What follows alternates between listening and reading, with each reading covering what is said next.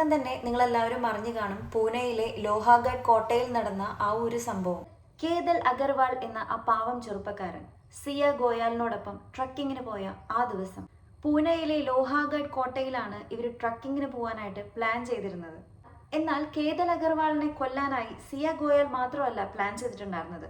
സിയ ഗോയാലിന്റെ കാമുകനായ ചേതൻ ചൗധരി കൂടി അന്ന് അവിടെ വന്നിട്ടുണ്ടായിരുന്നു.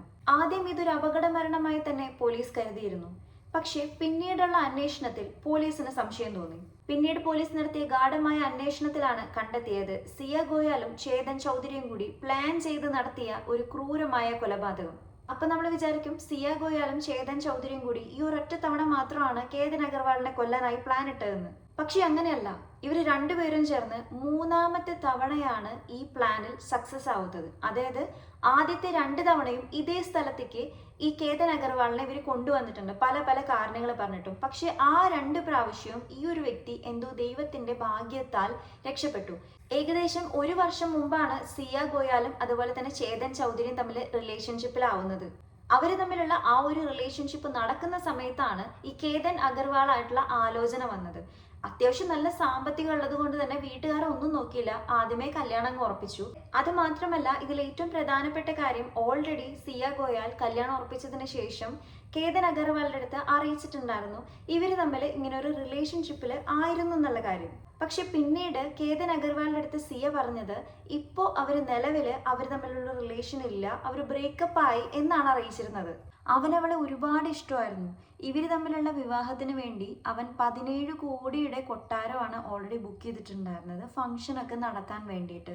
അതുമാത്രമല്ല, യാത്രക്കാരെ എല്ലാവരെയും എളുപ്പത്തിൽ കൊണ്ടുവരാനായിട്ട് 2 വിമാനങ്ങളായിരുന്നു വിവാഹ സമയത്ത് അറേഞ്ച് ചെയ്തിട്ടുണ്ടായിരുന്നത്. ഇത്രയും മനോഹരമായിട്ട് തൻ്റെ പ്രിയതമയെ വിവാഹം കഴിക്കാനുള്ള ഒരുക്കത്തിൽ ഒരുങ്ങുന്ന ആ ഒരു വരനെ കൊല്ലാനായിട്ട് ഒരുങ്ങുകയായിരുന്നു, അല്ലെങ്കിൽ അതിനുള്ള പ്ലാനിങ്ങിലായിരുന്നു ഇവിടെ മറുവശത്ത് വധു. എനിക്കിവിടെ പറയാനുള്ളത്, കേതൻ അഗർവാൾ എന്ന് പറയുന്ന ആ പാവം ചെറുപ്പക്കാരനെ കൊല്ലാനുള്ള ആ ഗട്ട്സിന്റെ പകുതി മതിയായിരുന്നു എനിക്ക് ഈ വിവാഹത്തിന് താല്പര്യമില്ല എന്ന് പറയാൻ. പിന്നെ എനിക്കൊരു കാര്യം ഇവിടെ മനസ്സിലാവാത്തത്, നമ്മുടെ സമൂഹത്തില് സ്ത്രീയും പുരുഷനും ഒരു തെറ്റ് ചെയ്ത് കഴിഞ്ഞാൽ സ്ത്രീയുടെ മുഖം മാത്രം മറയ്ക്കുന്നതും പുരുഷന്റെ മുഖം മറയ്ക്കാതിരിക്കുന്നതും എന്തുകൊണ്ടാണ്? ആ ഒരു വീഡിയോ നിങ്ങൾ കണ്ടിട്ടുണ്ടായിരിക്കും. ആ ഒരു വീഡിയോ പോലീസ് സ്റ്റേഷനിൽ നിന്ന് ഇറങ്ങി വരുന്ന ആ ഒരു സ്ത്രീയുടെ മുഖം മറച്ചിട്ടാണ് കൊണ്ടുവരുന്നത്. എനിക്ക് തോന്നുന്നില്ല അതിന്റെ ഒരു ആവശ്യമുണ്ടെന്ന്. നമ്മുടെ സമൂഹത്തിൽ നമ്മൾ സ്ത്രീകൾ എപ്പോഴും പറയുന്ന ഒരു കാര്യമാണ്, നമ്മൾ സ്ത്രീയും പുരുഷനും ഒരുപോലെയാണെന്ന്. സ്ത്രീയും പുരുഷനും ഒരുപോലെയാണ് എല്ലാ കാര്യത്തിലും. അങ്ങനെ വേണം നമ്മൾ ഇക്വാലിറ്റി കാണിക്കാനായിട്ട്. എൻ്റെ ഒരു അഭിപ്രായത്തിൽ നമ്മുടെ സമൂഹത്തിലെ സ്ത്രീയും പുരുഷനും 2 പേരും കൂടിയിട്ട് ഒരു ക്രൈം ചെയ്യുകയാണെങ്കിൽ 2 പേർക്കും ഈക്വൽ ശിക്ഷ തന്നെയാണ് ലഭിക്കേണ്ടത്. അത് മാത്രമല്ല, ഇതിൽ ഏറ്റവും സങ്കടകരമായ ഒരു കാര്യം, ഈ സിയ ഗോയാലിന്റെ ബർത്ത്ഡേ സെലിബ്രേഷൻ ഏറ്റവും അടിപൊളിയായിട്ടാണ് 1 മാസം മുമ്പ് ഈ കേതൻ അഗർവാൾ നടത്തിയത്. ആ ഒരു വീഡിയോയിലൊക്കെ നിങ്ങൾ കണ്ടിട്ടുണ്ടായിരിക്കും ഈ ഒരു സ്ത്രീ എങ്ങനെയാണ് ഇങ്ങനെ ആക്ട് ചെയ്യാൻ പറ്റുന്നത്. ഏറ്റവും സന്തോഷവതിയായിട്ടാണ് ഈ ഒരു വീഡിയോയിൽ കാണാൻ സാധിക്കുന്നത്. കേതൻ അഗർവാൾ എന്ന് പറയുന്ന ഒരു വ്യക്തി തന്റെ ഭാവി വധുവിനെ എങ്ങനെയൊക്കെ ഹാപ്പി ആക്കാമെന്ന് ആലോചിച്ചുകൊണ്ടിരിക്കുന്ന സമയത്ത് സിയ ഗോയാലും അതുപോലെ ചേതൻ ചൗധരിയും ചേർന്ന് ഇയാൾ എങ്ങനെ കൊല്ലാമെന്നായിരുന്നു പ്ലാൻ ചെയ്തുകൊണ്ടിരുന്നത്. നിങ്ങളൊന്ന് ആലോചിച്ച് നോക്കുക, ഇത്ര ക്രൂരനാണ് മനുഷ്യൻ.